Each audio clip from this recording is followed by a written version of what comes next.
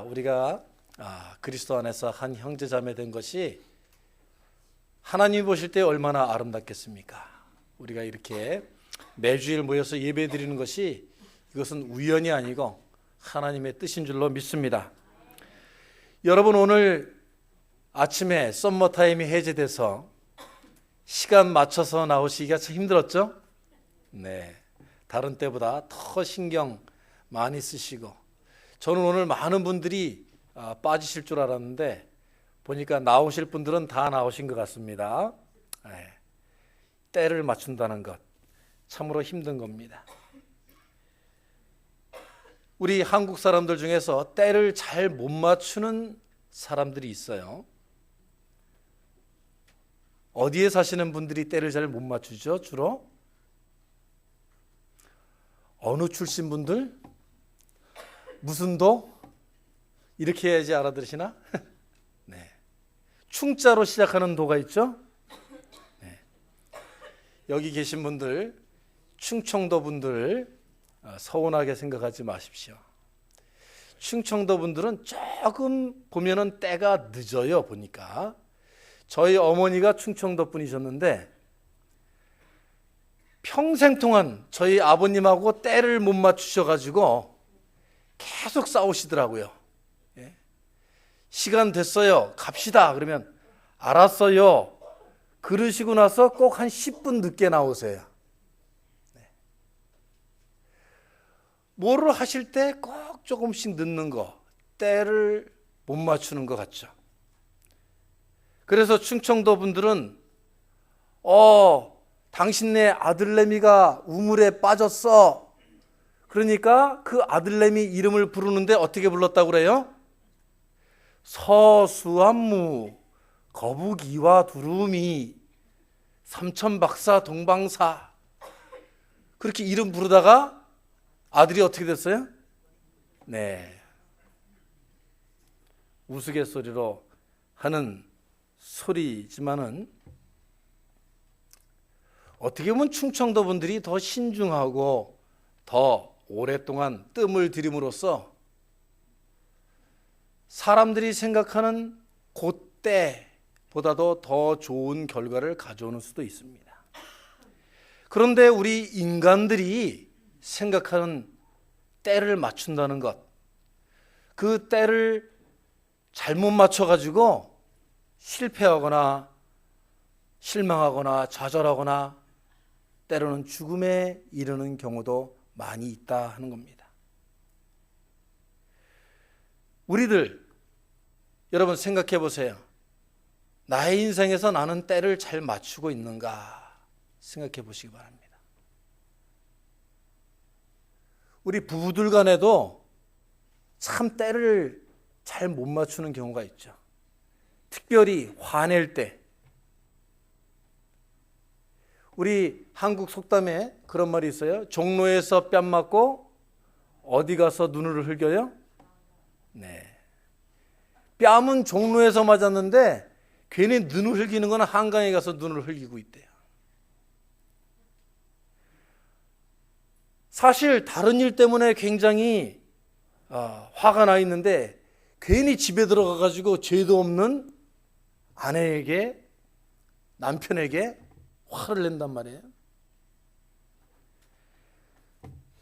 자기 자신이 어떤 나쁜 습관을 가지고 있는데 그것을 중단할 때를 놓치는 사람들이 많다. 많은 신호를 받고 그것을 중단해야 된다고 생각을 하면서도 그 때를 우리는 무시하거나 그걸 넘어서는 수가 많이 있다는 겁니다. 내가 이제는 이 일을 시작을 해야만 하는데 그 일을 분명히 내가 오늘부터 드디어 실현시켜야 되는데 그것을 알고도 못하는 경우가 우리는 많이 있습니다. 우리가 일어서야 될 때도 모르고 앉아야 될 때도 모릅니다. 내가 말하지 말아야 될 때인데 내가 함부로 말을 해서 사람들의 마음을 상하게 하고 내가 앉아야 되는데 앉지 못해서 사람들에게 손가락질을 당하기도 하고 비난을 받기도 하는 우리는 때를 잘 못 맞추는 사람들입니다.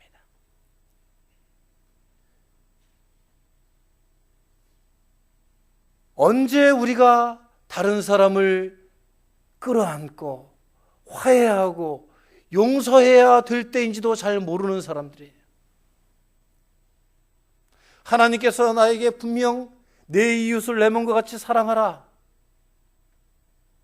이것이 가장 큰 계명이니라 하고 수도 없이 말씀하시고, 그래야만 내가 구원받는 인생이 되는 줄 알면서도 우리는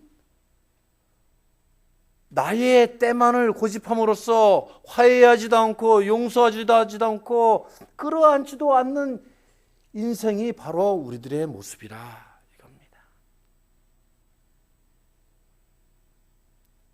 하물며 내 자녀들에게까지도 내가 가르치고 혼내고 화내고 때려야 될 때는 알면서도 내가 그 자녀의 아픔을 이해하고 그의 외로움을 다독거리고 내가 인정해주고 힘을 줘야 할 때도 잘 모르는 게 사실은 우리들의 인생이에요. 그 때를 잘 알지 못함으로 빚어지는 우리들의 인생의 실패와 좌절과 사망과 같은 우리들의 삶. 그런데 그것은 항상 어디에서 비롯되느냐 하면은 이때, 이 시간을 자기의 것으로 생각하는 교만에서 시작된다. 내가 무엇인가를 빨리 이루어야 되겠고, 내가 무엇인가를 빨리 결과를 봐야 되겠고, 내가 바라고 원하는 것을 빨리 성취해야 되겠다는 그러한 욕심에서 비롯된 욕심, 교만. 그래서 우리는 항상 성급함과 조급함에 시달립니다. 우리는 쫓깁니다. 우리는 불안합니다. 왜? 그 때를 나의 것으로 생각하고 나의 판단과 나의 지식과 나의 경험과 나의 통찰력만을 믿고 내가 그 때를 결정하려고 하기 때문에 그런 겁니다.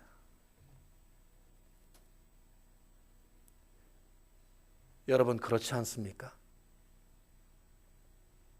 내가 내 인생의, 나의 시간의 주인인 듯이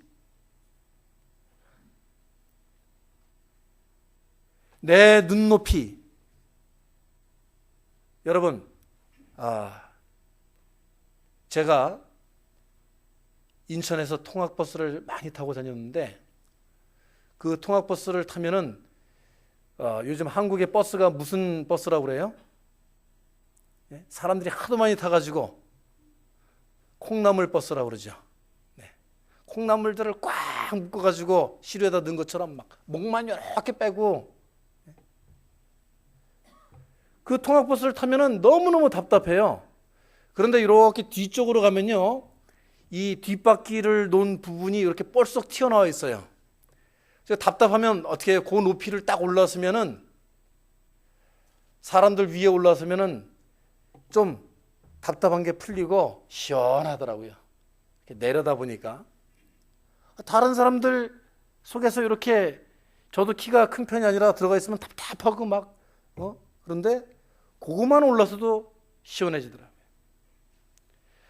그러니까 우리들의 눈높이에서 우리 인생을 보고 나의 때를 맞추려고 그러면 얼마나 갑갑하고 보지 못하는 것들이 많은데, 하나님께서 저 위에서 보실 때에는 우리 인생들이 얼마나 한심하고 무지하고 불쌍하겠느냐 하는 겁니다. 나의 눈높이로 나의 상황과 나의 주변을 판단하여서 나의 때를 맞추려고 하는 어리석은 인생, 이것이 우리들의 인생이었다 하는 것입니다.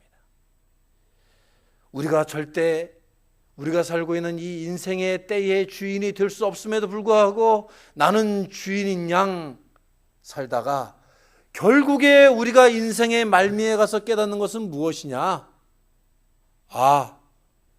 이 인생의 시간에 모든 것들의 주인은 내가 아니었음을 깨닫고 고백하고 세상을 떠나는 것 아니겠습니까? 그런데 오늘 여러분 마가복음 1장 14절 말씀을 자세히 보시기 바랍니다. 15절 초반부에 이렇게 말씀하셨습니다. 때가 되었고 그렇게 얘기를 하지 않고, 또는 때가 이르렀고 그것도 아니고 이때다 그렇게 얘기하지도 않았습니다. 뭐라고 그랬죠? 다 같이 한 목소리로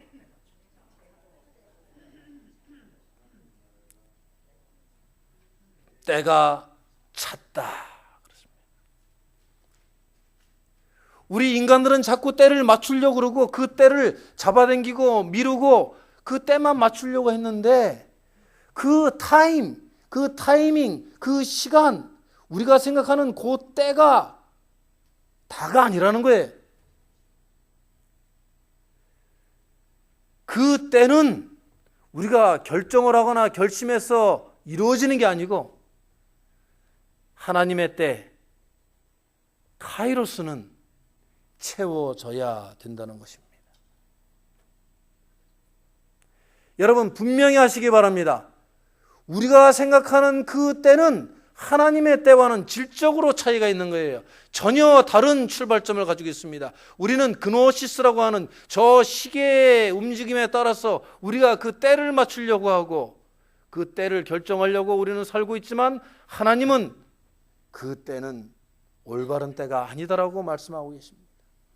예수 그리스도께서 우리의 이 때에 맞춰 오신 것은 때가 찼기 때문에 오신 것입니다. 하나님께서 나뿐만이 아니고 이 세상과 자연과 모든 만물들을 운행하시며 하나님의 섭리로 모든 때를 채우셔서 그것이 가능하게 하신다는 겁니다.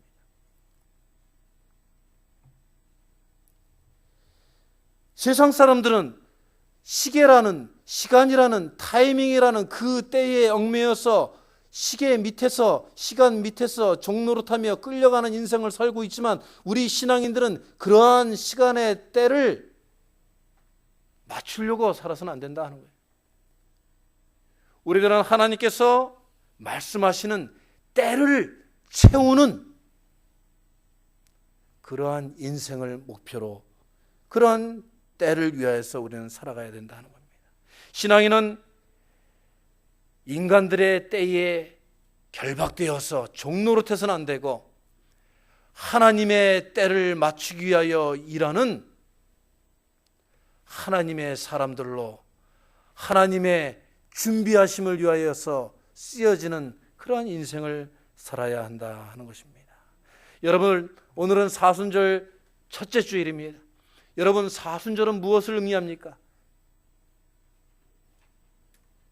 그리스도의 부활 40일 전을, 그리스도께서 부활하시기 전에 그 고난의 행적, 주님께서 내가 이제 십자가에 달려 돌아가시겠다라고 제자들에게 나의 고난을 예고하신 그 때로부터 시작해서 40일을 우리가 카운트다운 하는 것입니다. 그런데 여러분, 주님께서 내가 십자가에 달려 죽겠다, 세상 만민들을 구원하기 위하여서, 불쌍한 인생들을 위하여서 내가 죽겠다라고 결심한 게 고작 40일밖에 안 될까요?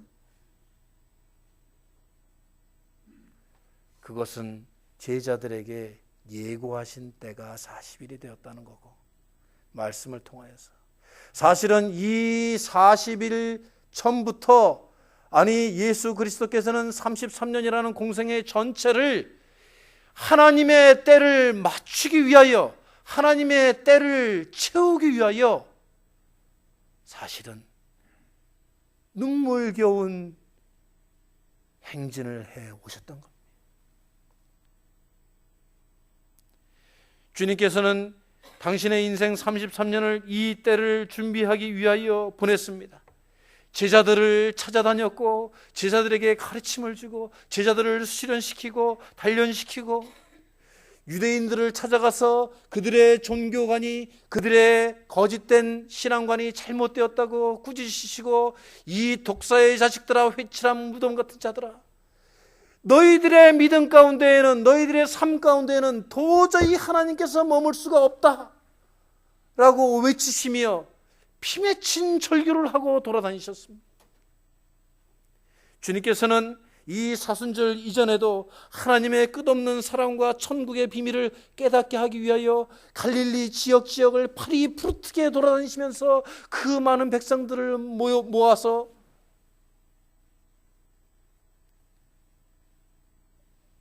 그들을 먹이시며 그들의 아픔을 위로하시며 사마리아 여인까지 만나가시면서 그리스도의 사랑을 깨닫게 하려고 눈물겨운 인자가 머리 둘 것도 없다 하시며 잠도 제대로 못 주무시면서 그들을 위하여서 희생하는 그 때를 보내신 겁니다.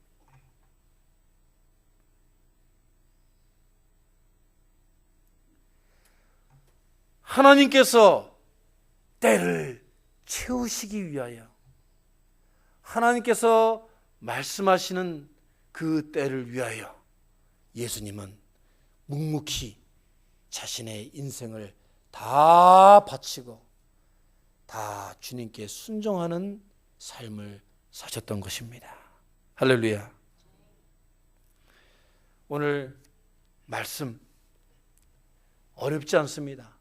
오늘 말씀에서 우리들에게 주님께서는 이제 공생애를 시작하시면서 딱 두 가지의 말씀을 하고 계십니다. 첫 번째는 하나님의 나라가 가까웠다고 말씀하고 계십니다.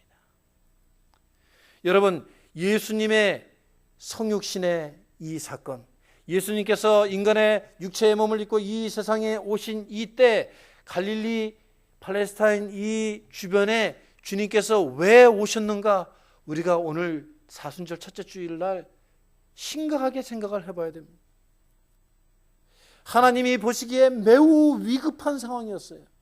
하나님이 보실 때에 다급하고 분명 지금 해결되지 않으면 안 될 그런 시기였습니다. 고대 종교사나 고대 근동사나 이스라엘 역사를 보면은 그 당시에 로마의 압제하에 있었던 식민지로 있었던 이스라엘 팔레스타인 지역의 상황은 어땠냐 하면은 정치 종교가 썩을 대로 썩었고 매관 매직이 돈으로 이루어졌다는 것입니다.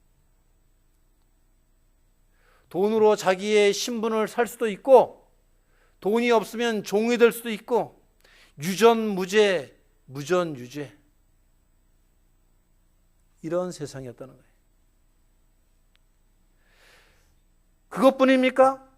하나님께서 임재하신다는 성전이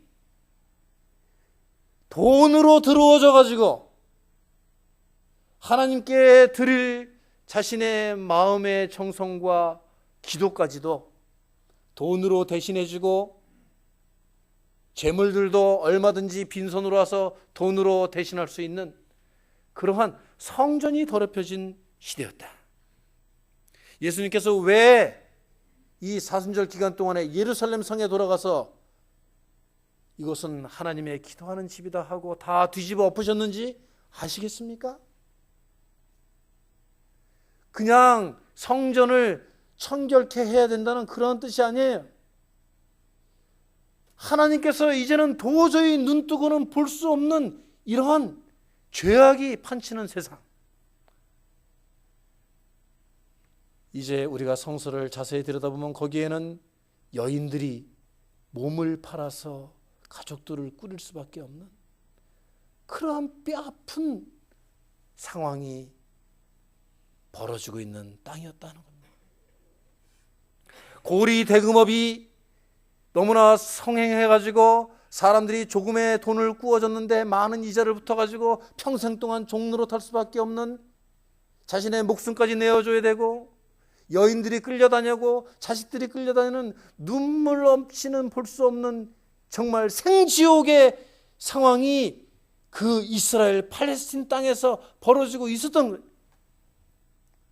대량 학살과 매춘과 부익부 빈익빈이 너무나 극명하게 이루어져 가지고 도저히 인간들의 양심과 인간의 도덕과 법으로는 컨트롤할 수 없는 비인간의 사회가 펼쳐진 겁니다. 여러분, 무섭지 않습니까? 여러분, 왜 무섭습니까? 저는 그 당시에 이스라엘 역사를 읽으면서 정말 가슴을 조여오고 너무너무 양심이 찔려서 가슴이 답답함을 느꼈습니다. 너무나 무섭습니다. 왜 무섭습니까? 오늘날 우리가 살고 있는 이 세상과 너무나도 흡사하지 않습니까? 우리는 지난주에 한국에 있었던 정말 뼈아픈 그런 소식을 우리는 들었죠. 세 모녀의 자살.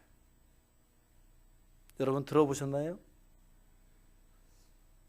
그 세 모녀가 그 단칸방에서 살아보려고 애를 썼지만 유서를 쓰고 다 함께 죽어갔어야만 하는 그 이유. 그들은 법을 지키려고 했고 그들은 양심을 지키려고 했고 봉투에 담은 70만 원을 가지고 자기들이 죽은 이후에도 그 집주인에게 도리를 다하려고 살았는데 왜 이 사회는 그 세 모녀를 자살로 내몰았던가?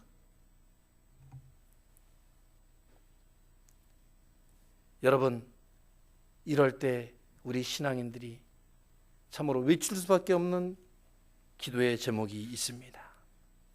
주님, 당신의 사랑이 필요합니다. 주님, 당신의 구원의 손길이 필요합니다. 주님, 주님께서 오셔야만 되겠습니다. 우리 인간들에게 희망이 없습니다. 하나님 나라가 가까워옴을 우리는 깨달아야만 할 줄로 믿습니다. 하나님의 나라가 가까워왔음을 이스라엘 역사와 우리의 상황과 비교하지 않더라도 우리는 하나님의 형상을 입은 자들이기 때문에 우리는 느낄 수가 있어요. 하나님의 때가 가까웠다는 것을 우리는 알고 있어요. 우리는 이 때에 하나님께서 때를 채워가심을 우리가 봐야 됩니다. 우리가 때를 잃는, 때를 가지지 못하는 사람들이 있어요. 성서적인 근거를 보면 여호와를 원망하거나 우리가 신앙적으로 나태한 자들, 그리고 주님께서 준비하라고 경고를 주시는데도 준비하지 않고 천하태평의 세월을 보내는 자들, 그리고 우리의 마음이 완악해져서 하나님을 받아들이지 않고 하나님께서 때를 채워가심을 전혀 지각하지 못하는 그러한 자들은 하나님의 때를 놓치는 자들입니다. 버려지는 자들입니다. 하나님께서 영원한 생명을 그들에겐 허락지 않는다고 했습니다. 하지만 반대로 때를 얻는 자들이 있다고 했습니다. 그들은 주님께서 주시는 승리의 기회를 찾는 자들입니다. 회개하는 자들입니다. 그들은 준비하는 자들입니다. 그들은 헌신하는 자들입니다. 주와 마음을 함께하는 자들입니다. 예수님을 영접하는 자들입니다. 다시 오실 주님을 위하여 길을 평탄케 하는 자들입니다.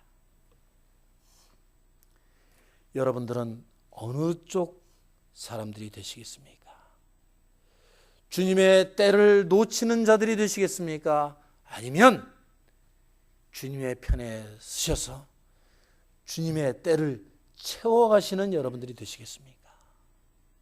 우리 메릴랜드 제일장로교회 여러분들은 주님의 때를 채워가시는 성도들이 되시기를 주의 이름으로 축원합니다. 두 번째로 오늘 말씀은 우리들에게 회개하고 복음을 믿어라 이렇게 말씀하십니다. 여러분, 왜 교회가 많아지죠? 여러분 솔직히 한번 얘기해 보세요. 왜 우리 주위에 교회가 많아집니까? 어떤 분이 이런 대답을 했다고 해요. 왜 교회에 갔습니까? 그랬더니 교회에 가야 만나고 싶은 사람들 다 만나고, 그리고 한국 사람들 얼굴 실컷 볼 수 있어서 교회에 갑니다. 솔직한 대답이에요. 그런데 그분이 이런 말을 곁들였대요. 뭐라고 곁들였냐면은, 교회에 갔더니 하나님은 안 계시고 하나님은 뵐 수가 없고 보기 싫고 미운 놈들만 다 모였더라.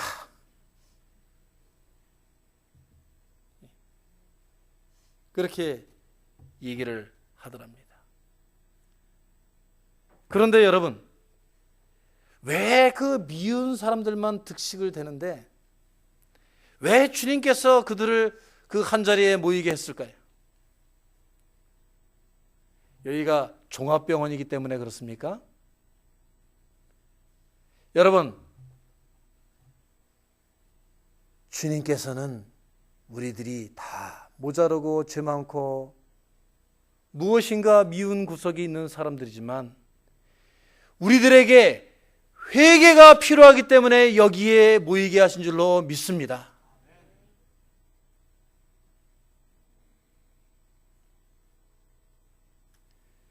주님께서 보실 때에는 우리들이 회개가 필요하기 때문에 이 자리에 모아놓으신 거예요. 잘난 것 인정받기 위해서 교회에 나오지 마십시오, 여러분. 내가 교회에 나와서 나의 잘나고 내가 똑똑하고 내가 누구보다 낫고 내가 이것도 할 수 있고 저것도 할 수 있고 그런 것 위해서 교회에 나오면, 그런 거 과시하면 다른 사람에게 상처를 줘요. 교회는 제일 먼저 나와야 될 이유를 세워야 됩니다, 여러분. 주님 앞에 엎드러지고 회개하기 위해서 교회에 나와야 될 줄로 믿습니다. 왜냐하면 예수님께서 내가 이 세상에 온 이유를 너희들에게 선포하겠다 하시고 첫 번째 말씀하신 그 말씀이 회개하라, 천국이 가까웠다, 그렇게 말씀했기 때문에. 사도행전 3장 19절을 여러분 찾아보시기 바랍니다. 그러므로 너희가 회개하고 돌이켜 너희 죄 없이 함을 믿으라, 그렇게 말씀하고 있어요. 여러분, 나의 죄가 소멸되기를 원합니까? 나의 죄가 생명책에서 사라지기를 바랍니까? 나의 죄가 잊혀지기를 바랍니까? 다른 사람들에게 용서받기를 원합니까? 아니, 하나님에게서 나의 죄가 도말되기를 원하십니까? 그 전에 해야 될 것이 있어요. 그 전에 선행 과제가 무엇이냐면 무엇입니까? 회개해야 됩니다. 회개하고 돌이켜야 된다는 거예요. 회개하고 돌이키면 죄 없이 함을 받고, 그 다음에 이어지는 말씀을 보십시오. 이같이 하면 어떤 날이? 새롭게 되는 날이 주 앞으로부터 이를 것이다. 내가 그 때를 정하는 게 아니에요. 내가 내 스스로 용서함 받았다고 확신하고 내가 스스로 그 정죄함을 벗어나서 내가 새로움을 만들어내는 게 아니에요. 주님께로부터 새롭게 하는 날이 이른다 하였습니다. 주님께서만이 우리의 죄를 용서하시고 우리들에게 새로운 날을 허락하시는 분이신 줄로 믿으시기 바랍니다. 여러분, 사순절 첫째 주일은 우리가 무엇으로 시작합니까? 여러분들 저 앞에서 사순절 묵상집 받으셨죠? 그 묵상집을 열어서 보시기 바랍니다. 그 말씀에 여러분들이 이끌림을 받으십시오. 그러면 이 사순절은 무엇을 위해서 있는 기간이냐 하면은 우리가 회개를 위해서 있는 기간입니다.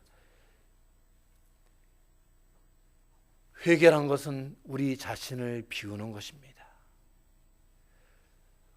우리의 뜻에 하나님을 맞추는 것이 아니라 예수님께서 그리하셨던 것처럼 당신을 비우고 당신의 무릎을 쳐서 무릎 꿇치고 나의 뜻이 아니라 하나님의 뜻을 따라서 십자가 골고다 길, 십자가에 못 박혀 죽는 그 길을지라도 내가 가겠습니다라고 하는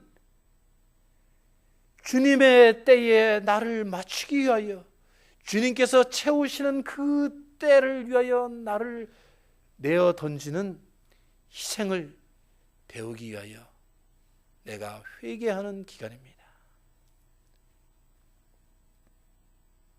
여러분, 우리 옛날 우리 신앙의 선배들이 잘 불렀던 복음성가 있죠. 주님 뜻대로 살기로 했네. 여러분 아세요? 우리 어떻게 반주가 가능할까요?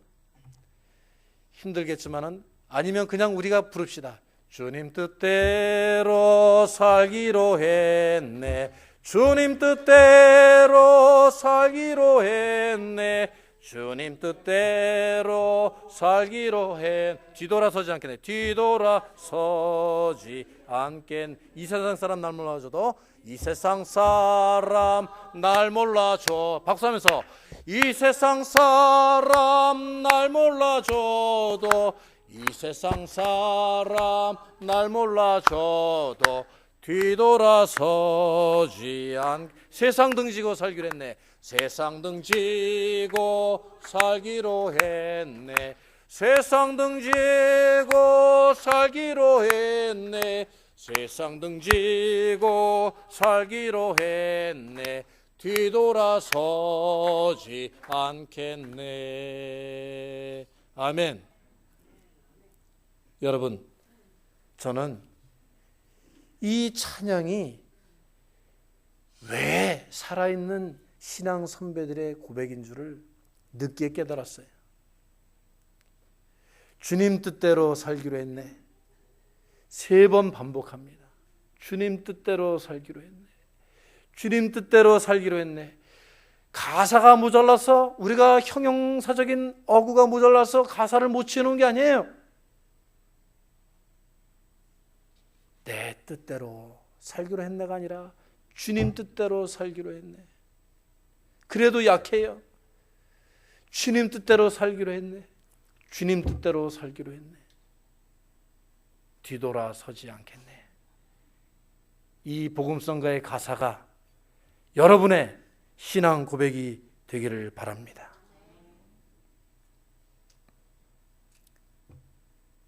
현대 교회에 2가지 유형이 있다고 합니다. 첫 번째 교회는 니타시오 교회라고 합니다. 니타시오 교회. 무슨 일이든지 다 손가락질하면서 니 탓이야. 누구누구 탓이야. 누가 이래서 이래. 니 탓이요 교회가 있답니다. 그런 교회를 다른 말로 무슨 교회라고 하는 줄 아십니까? 이건 제가 얘기하는 게 아니고, 그런 교회를 잘 안 되는 교회라고 합니다. 잘 안 되는 교회의 특징은 바로 니 탓이요 하는 교회라고 합니다. 그런데 하나님께서 살아계시고 하나님께 쓰임받는 교회, 하나님의 큰 일을 행하는 교회, 하나님의 때를 채우는 교회는 잘 되는 교회인데, 그 잘 되는 교회는 어떤 교회예요? 우리 다 함께 해보기 바랍니다. 내 탓이요 교회. 내 탓이요 성도들. 사실 곰곰이 생각해 보면 내 탓도 커요. 그런데 왜 다 네 탓이라고 합니까? 오늘 우리 중보 기도팀은 오늘 아침에 교회에 들어오기 전에 우리 교회가 무엇보다도 사랑의 교회가 되게 해달라고 기도했습니다. 우리가 정말 믿음이 있다고 합니까? 우리가 주님께 은혜를 받았다고 합니까? 이 모든 것이 나타나는 증거가 무엇입니까? 우리가 서로 사랑해야 할 줄로 믿습니다. 주님의 때가 채워지면 우리 크리스찬들은 눈을 들어서 우리의 교회와 우리의 가정과 우리의 사회 현실들을 우리들이 이렇게 만들지 않았는가? 내 탓이 아닌가 뒤돌아봐야 된다는 거예요. 오늘날 이 사회는 우리들이 만들어낸 거대한 이무기 공룡과도 같은 그 괴물이 우리 자녀들을 타락시키고 우리들의 영혼을 먹어치우고 날마다 죄의 사슬에 묶여서 살도록 우리를 죄의 노예로 만들어가고 있는데, 그것이 바로 다른 데서 시작된 것이 아니라, 너에게서 시작된 것이 아니라 나에게서 시작됐다는 겁니다.